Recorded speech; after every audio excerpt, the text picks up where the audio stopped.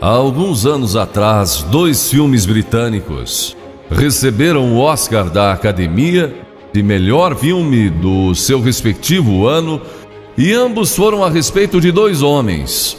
Um foi Eric Liddell e o outro foi Gandhi. Ambos tiveram a força e a coragem, quando sob pressão, de dizer não a si mesmos, de exercer autodisciplina. Quero tomar como meu texto de hoje 1 Coríntios, capítulo 10, começando com o versículo 12. Aquele, pois, que pensa estar em pé, veja que não caia. Não vos sobreveio tentação, ouçam isto, não vos sobreveio tentação que não fosse humana. Todo ser humano enfrenta tentações no decorrer de sua vida, mas Deus é fiel e não permitirá que sejais tentados além das vossas forças. Pelo contrário, juntamente com a tentação vos proverá livramento, de sorte que a possais suportar. Deus provê o escape, se você conhece a Cristo. Bom, aqueles 2 filmes tiveram um tremendo impacto sobre o mundo. De 1982, foi Carruagens de Fogo, a história de Eric Liddell, um jovem que disse não a si mesmo e sim a Cristo. Ele surpreendeu o mundo quando se recusou a correr no domingo nas Olimpíadas de Paris de 1924. E vocês todos sabem que ele disse não até mesmo ao príncipe de Gales, que lhe pediu que corresse, porque ele era o homem mais rápido do mundo nos 100 metros. Mas ele disse não pelo dia ser num domingo e era contra suas convicções bíblicas escocesas. E recentemente foi comemorado o 60º aniversário da grande vitória de Eric Liddell nas Olimpíadas, porque ele correu nos 400 metros em que ninguém achava que teria chance, e venceu. E fizeram esse grande filme a respeito de sua vida. E o que muita gente não sabe é que a vida de Eric Liddell não se limitou àquela vitória, porque depois que se formou na Universidade de Edimburgo, quando partiu, a estação estava lotada de colegas e professores cantando "Saudai o nome de Jesus", porque Eric Liddell foi para a China como missionário. Foi capturado pelos japoneses durante a guerra e morreu num campo de concentração japonês. Mas naquele campo ele trouxe alegria e coragem a todos os prisioneiros, pois pregou para eles e cantou para eles, ministrando as suas almas. E ouvi dizer que estão preparando um outro filme, mostrando a sua vida ali, porque ele teve coragem de dizer não. O mundo ouviu falar dele, porque ele disse não àqueles que tentaram fazer com que abandonasse suas convicções cristãs pessoais. E eu penso em William Booth, há pouco mais de 100 anos atrás, que fundou o Exército da Salvação. Ele se converteu, tornou-se um vigário, pastor, e foi para as favelas de Londres, para as zonas da Luz Vermelha. Pregou entre a gente pobre, formou um pequeno grupo chamado Banda Aleluia, e ia às esquinas, e ia também às prisões. E alguns dos líderes religiosos da época não gostaram daquilo, e assim ele foi chamado diante de uma conferência de líderes religiosos e disseram: William Booth, você vai pregar onde nós o mandarmos, senão será excomungado. Ali estava ele diante daquela vasta assembleia de pastores. Que poderia dizer Catherine Booth, que se tornou tão famosa quanto ele, sua esposa, que estava na galeria, e abanou o seu lenço gritando: William, diga não! E William obedeceu sua esposa e disse não. E assim nasceu o Exército da Salvação.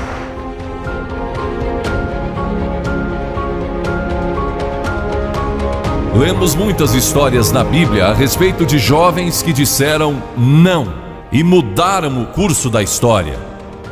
A primeira que quero mencionar, talvez nunca tenham ouvido falar. Seu nome foi Vasti e foi rainha da Pérsia, a esposa de Assuero, que reinou desde a Índia até a Etiópia. Pense em todo o petróleo que ele tinha e provavelmente nem sabia. Um dos monarcas mais ricos que já viveu. E ele deu uma grande festa que durou muitos dias. No fim, provavelmente já bêbado, ele ordenou que sua esposa Vasti viesse e ali dançasse para todos os seus convidados. E ela assombrou aquele grupo de líderes mundiais. Ao se recusar, ela disse: não, eu não vou expor o meu corpo para esses homens. Ele mandou outra mensagem, ameaçando que ela deixaria de ser rainha e perderia seus confortos e bens materiais e toda a sua fama. Mas a sua resposta foi a mesma: não. E ela mudou a história, porque foi deposta como rainha. Nada mais sabemos. Mas por causa dela, Esther se tornou rainha e o povo judeu foi salvo. E até o dia de hoje, o povo judeu celebra um grande feriado, porque uma mulher disse não e abriu a porta para a salvação do povo judeu, porque havia um homem como Hitler, e era o primeiro-ministro do país, decidido a destruir e aniquilar os judeus. Agora, a Bíblia tem muito a dizer a respeito de sensualidade, lascívia e depravação. A palavra lascívia significa a tendência de incitar desejos sensuais. Sensualidade significa o apelo proposital aos sentidos físicos para a satisfação pessoal. Talvez lendo um livro pornográfico ou assistindo um filme impróprio. A Bíblia diz que devemos nos abster das paixões carnais, da sensualidade, que fazem guerra contra a alma. Elas estão em guerra contra a sua alma e o seu espírito. E a Bíblia diz que devemos nos abster delas, ficar longe delas. E então a Bíblia usa outra palavra, réprobo. Agora isso se refere a pessoas totalmente depravadas, de consciências mortas ou cauterizadas. Não sabem mais orar, perderam a capacidade de discernir entre o bem e o mal. E em Romanos 1:28 lemos: e por haverem desprezado o conhecimento de Deus, o próprio Deus os entregou a uma disposição mental reprovável para praticarem coisas inconvenientes. Ou seja, Deus desistiu deles dizendo: vão em frente, gozem toda a depravação e a sensualidade que quiserem, não vou perturbá-los, ainda não. Mas saibam que os seus pecados o acharão e prestarão contas no dia do juízo. E Paulo, escrevendo ao jovem Timóteo, disse: também estes resistem à verdade, homens de todo corrompidos, réprobos quanto à fé. Em outras palavras, rejeitaram a Cristo por tanto tempo que suas consciências se cauterizaram e seus corações se endureceram. E mesmo que o Espírito de Deus lhes fale, eles não podem ouvir. É por isso que é importante que você aceite a Cristo quando jovem. É importante que venha a Cristo agora. Se o Espírito de Deus está falando com você, entregue a sua vida a Cristo, porque o dia pode chegar em que a sua consciência esteja morta e você não possa mais ouvir a voz de Deus. Ela disse não, mas Vasti, você vai perder o trono, vai perder suas riquezas, pode até perder sua vida. Ela disse: minha resposta é não.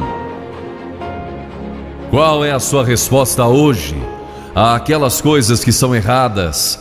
A mentira, a lascívia, a cobiça, ao preconceito racial. Qual vai ser? Você vai disciplinar seu corpo? Vai permanecer firme às convicções que Cristo e a Bíblia ensinam?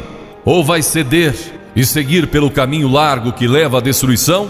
ou vai entrar pela porta estreita e pelo caminho apertado que conduz à vida eterna? Qual vai escolher? Você tem uma escolha hoje. Deus nunca vai forçá-lo a escolher. E então houve um outro jovem, um jovem chamado Daniel.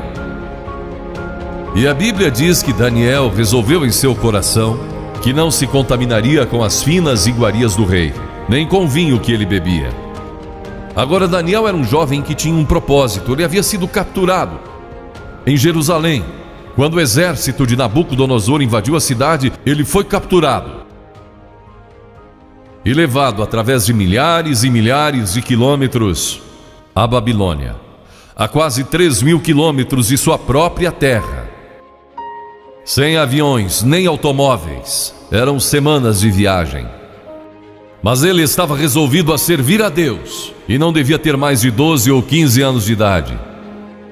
E Nabucodonosor, o grande rei, levara cativos de Jerusalém para a Babilônia e ordenou que aqueles jovens, em quem não havia defeito, de boa aparência, instruídos em toda a sabedoria, fossem ensinados em sua corte, para que ele pudesse usá-los. Ele queria usar aqueles jovens judeus porque sabia que eles tinham um dom especial. E durante o período de treinamento mandou que lhes dessem os melhores vinhos e as mais finas iguarias e todos os confortos disponíveis na corte de Nabucodonosor. Mas Daniel disse: não quero o vinho do rei e não quero as iguarias do rei. Quero dormir no chão, não numa cama de penas.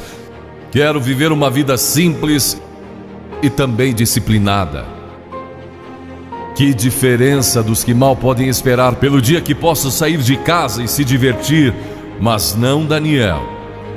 Daniel estava longe de casa e ninguém saberia se ele fizesse algumas dessas coisas. Ninguém saberia se ele tivesse uma namorada e dormisse com ela, ou se embebedasse com o melhor vinho do rei. Ninguém saberia lá em Jerusalém, e ele poderia ter se tornado muito popular. Mas esse primeiro não, quando jovem, preparou-o para o grande não, quando era primeiro-ministro da Babilônia, e foi lançado na cova dos leões, porque não abandonou sua fé em Deus. Nós nos contaminamos ao comer demais, ou ao nos embebedarmos, ou ao tomar drogas, ou gastando tempo demais assistindo televisão, ou indo aos cinemas. Jesus declarou em Lucas capítulo 21: acautelai-vos, para que nunca vos suceda que os vossos corações fiquem sobrecarregados com as consequências da orgia e das preocupações deste mundo, e para que aquele dia não venha sobre vós repentinamente. O apóstolo Paulo disse: não vos disponhais para a carne no tocante às suas concupiscências. E Pedro disse: porque basta o tempo decorrido para terdes executado a vontade dos gentios, tendo andado em dissoluções, concupiscências e em detestáveis idolatrias. A Bíblia diz que devemos disciplinar nossas mentes e também nossos corpos, e disciplinar nosso coração pela nossa fé em Cristo. E então houve um outro jovem chamado José, que foi vendido para o Egito pelos seus irmãos e se tornou escravo de um homem chamado Potifar. E Potifar tinha uma linda esposa, e José era forte e bonito. E em Gênesis, no capítulo 39, se quiserem ler a história, lemos a respeito da tentação de José. A esposa de Potifar se apaixonou por José, porque José se tornou mordomo de toda a casa de Potifar, cuidando dos seus negócios, e ela viu aquele belo jovem, viril e de boa aparência, andando pela casa e pelo jardim, cuidando dos negócios todos os dias, e ela o cobiçou. E disse: deita-te comigo. Ele disse: não. E acrescentou: não posso fazer isso ao meu senhor, que me confiou tudo o que tem, exceto sua esposa. Não posso pecar contra Deus, o Deus dos meus pais. Ele estava longe de casa, quem saberia?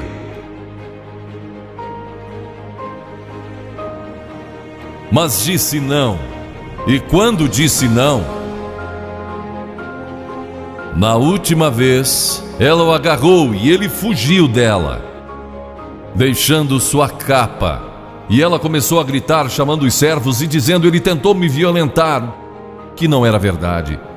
Mas Potifar acreditou e mandou que ele fosse lançado na prisão.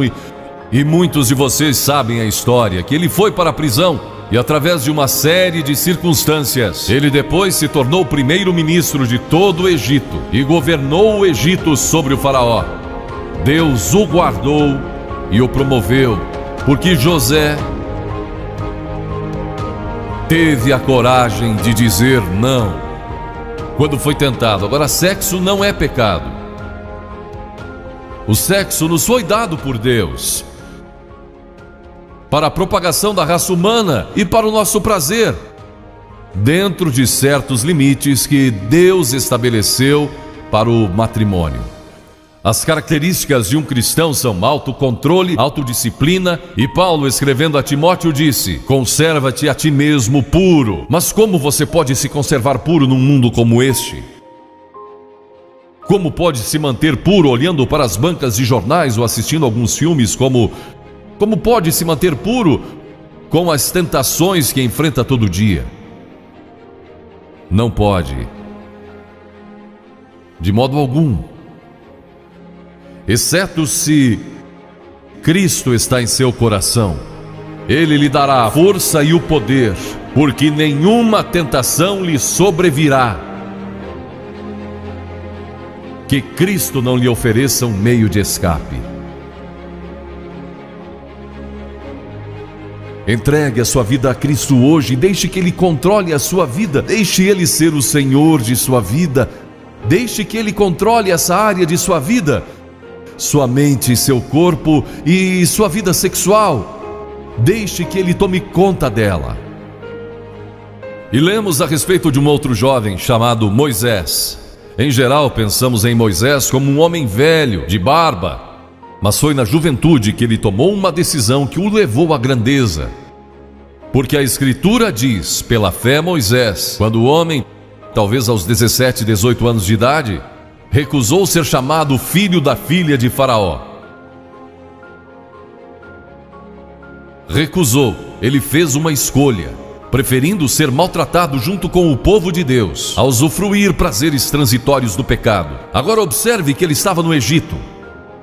Era filho da filha do faraó, herdeiro do trono do Egito. E talvez seria o próximo faraó.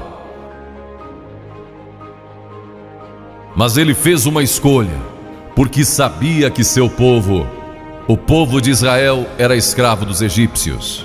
E ele teve que tomar uma decisão no auge de sua glória.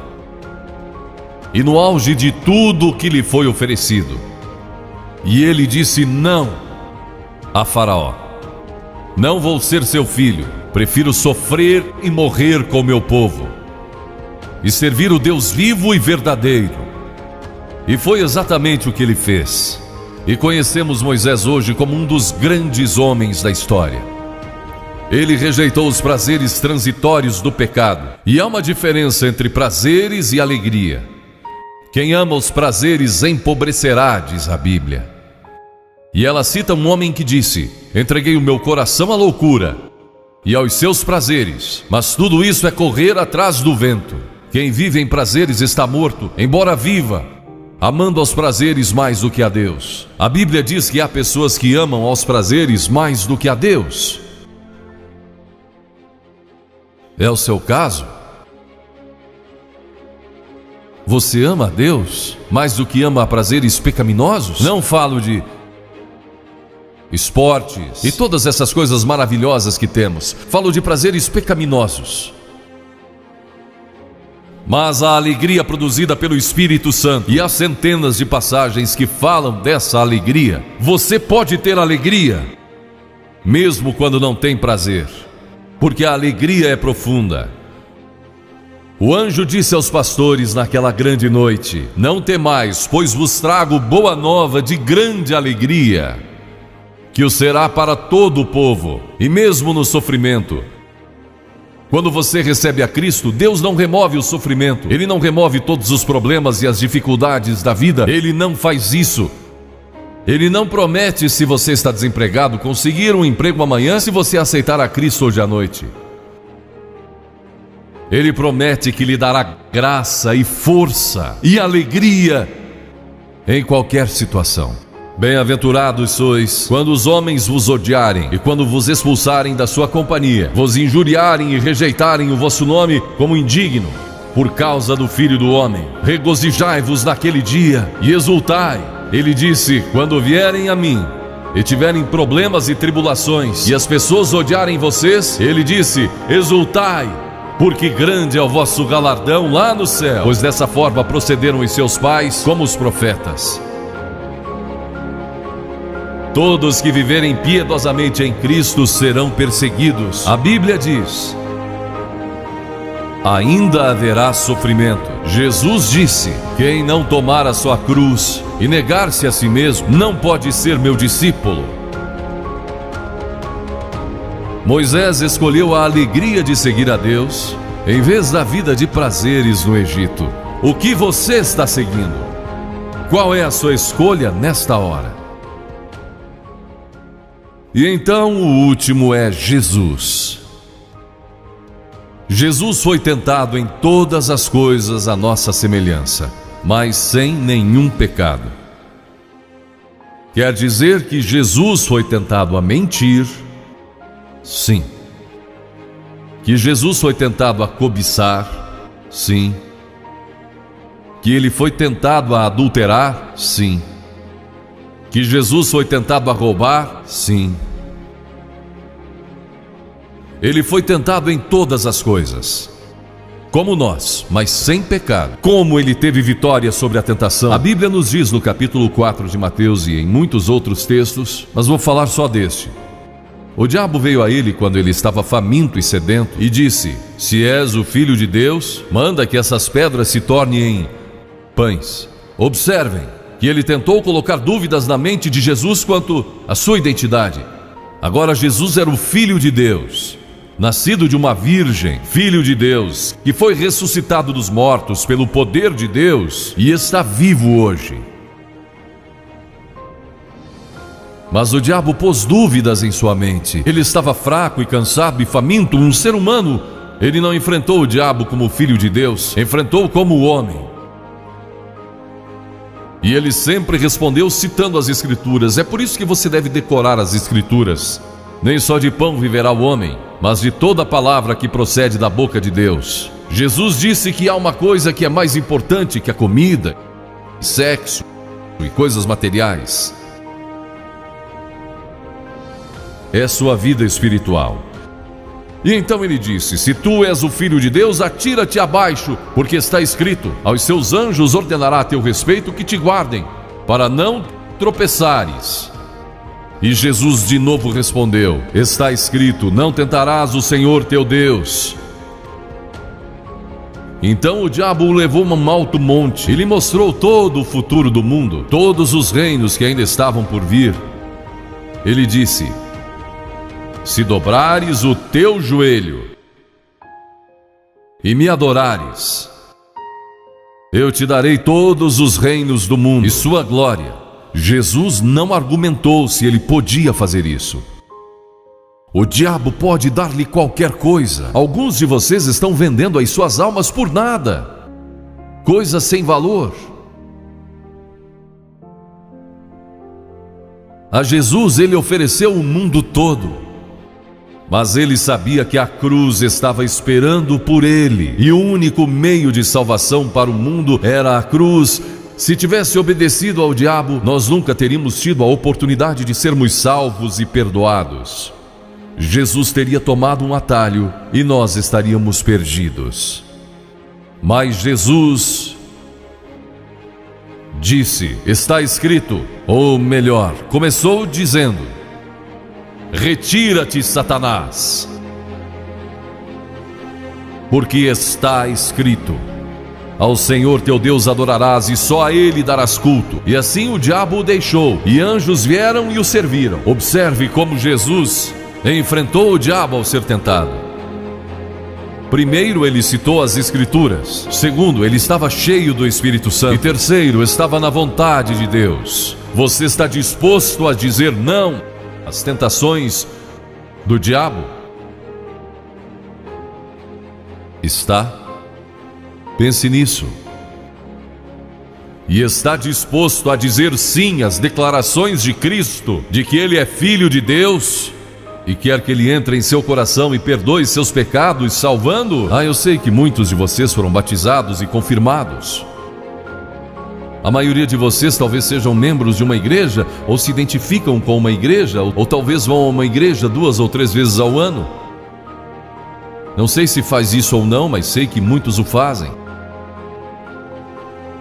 Mas não podem declarar aqui hoje: eu sei que meus pecados foram perdoados, eu sei que vou para o céu.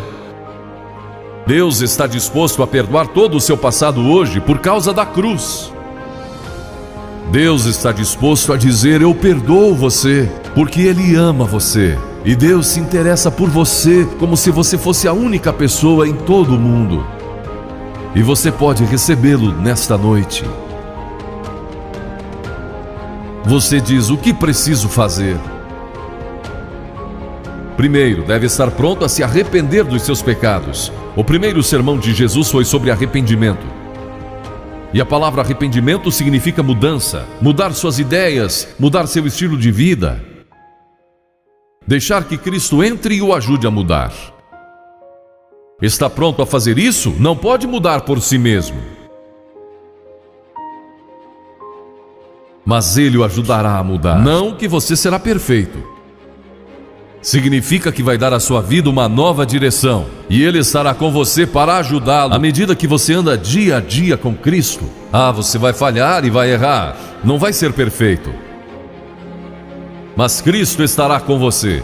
Se estiver pronto a se arrepender, diga a Deus nesta hora: eu pequei e me arrependo, e estou pronto a mudar. E então a segunda coisa é que você o recebe pela fé. Cliff disse há pouco que você não pode racionalizar a salvação. Há certas coisas que podemos compreender, mas muitas delas você não pode entender. Tem que vir como uma criança, dizendo: não posso entender tudo, mas eu te recebo em meu coração hoje pela fé. Pela fé que somos salvos, pela fé e não por obras, para que ninguém se glorie. Pela graça que somos salvos. E então a terceira coisa: você está pronto a sair daqui hoje dizendo: vou segui-lo e servi-lo o melhor que me for possível. Sabe, em nossa reunião em Bristol, há algumas semanas atrás, estava ali um jovem de 17 anos. Ele tinha ido à autoescola aquela tarde e pediu que seu instrutor o deixasse em um dos portões do estádio. E entre aquela multidão, ele encontrou sua família, que tinha sido convidada para a cruzada. E no encerramento, ele e sua irmã fizeram o que vou pedir que vocês façam hoje. Vieram à frente e ficaram diante da plataforma, indicando que estavam entregando suas vidas a Cristo. Uma semana depois, esse rapaz de 17 anos morreu num acidente num túnel que desmoronou. Talvez até vocês tenham lido nos jornais. Ele disse sim a Cristo, nunca imaginando que em poucos dias ele estaria indo ao céu. E nós o veremos lá outra vez. Você sabe para onde iria se isso acontecesse com você? Certifique-se antes de sair daqui. Vou pedir que saia dos seus lugares agora. Centenas de vocês, talvez milhares até. E venham e fiquem aqui na frente. Calmamente e irreverentemente dizendo ao ouvir: eu me arrependo dos meus pecados. Quero receber a Cristo em meu coração. Quero saber que fui perdoado e que um dia vou para o céu. Quero esta nova vida. Você diz: mas Billy, por que você pede que venhamos publicamente? Por que em público? Porque toda pessoa que Jesus chamou no Novo Testamento, chamou em público. Ele disse: se não estiver disposto a me confessar diante dos homens, tampouco eu o confessarei diante do meu Pai que está nos céus. Jesus morreu publicamente por você, despido, sangrando diante de toda aquela multidão. Por você. Certamente você pode vir à frente hoje, declarar sua entrega a Cristo Não somente os jovens, talvez você tenha 70, 80 anos e Deus falou com você hoje. Levante-se e venha. Vamos esperar por você. Você que está assistindo pela internet no século 21, no Brasil ou em outras partes do mundo, também pode tomar uma decisão por Cristo agora. Entregue a sua vida a Cristo hoje. Tome a decisão que estas pessoas estão tomando, estas centenas de pessoas. Vimos mais de 3.000 pessoas todas as noites. Que Deus o ajude a tomar essa decisão hoje. E procure uma igreja mais próxima. Se o vídeo foi importante para você, dê o seu like, comente, compartilhe no seu WhatsApp ou Facebook e não esqueça de fazer a sua inscrição em nosso canal e acionar o sininho de notificações. Obrigado.